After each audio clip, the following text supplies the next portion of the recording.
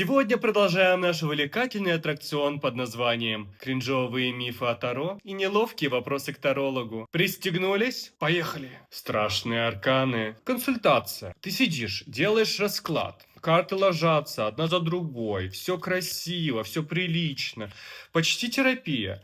И вот тут выходит она. Та самая хитрая няша, которая решила прийти без приглашения и испортить людям праздник. И вот ты уже видишь эти округлившиеся глаза Кверинта, тишина начинает звенеть, кто-то делает вдох и тихое обреченное Спойлер, никто не умирает. Реальность такова. Арканы, смерть, башня и прочие любимые страшилки не говорят о том, что все, финал, титры, жизнь закончена. Смерть не выползает из колоды с косой, чтобы такая... Ну что, блядь, сюрприз? Да, существуют комбинации, которые в редких случаях могут указывать на физическую кончину.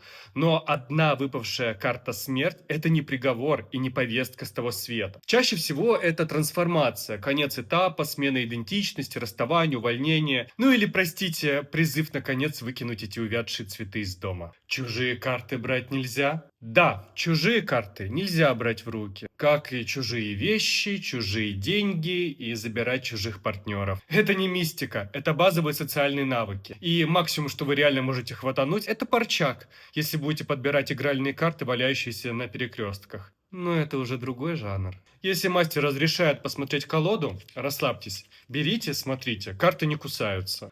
А давай еще раз посмотрим, вот только по-другому спросим. Золотая классика.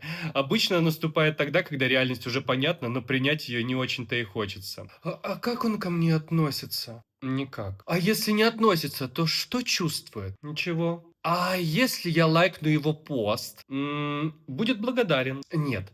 Давайте перетасуем и разложим заново. И вот так консультация начинает ходить по кругу. Сколько ни перетасовывая вопрос, ответ будет один и тот же. Карты не меняют показания, потому что клиенту стало грустно. Я боюсь ходить к тарологам. Мои подруги предсказали такое, и оно сбылось. Мне вот тоже скажут, и все. Да, в 70 случаях скажут, в 30% нет. Потому что вопросы задаются в конкретный момент, и будущее штука вариативная. Мы живем не в средневековье, где крестьянин родился, пострадал и умер по графику. Сейчас есть выбор, есть действие, есть возможность менять траекторию. Да, существуют поворотные точки судьбы, но даже их при желании можно смягчить, обойти и прожить без драмы. Страх фатума и роковых знаков – это привет из прошлого, где человеку проще было смириться, чем что-то менять. На сегодня все. С вами был Богдан Дарк. Всех обнимаю. И помните, карты – это не приговор, а реальность не обязана вам подыгрывать.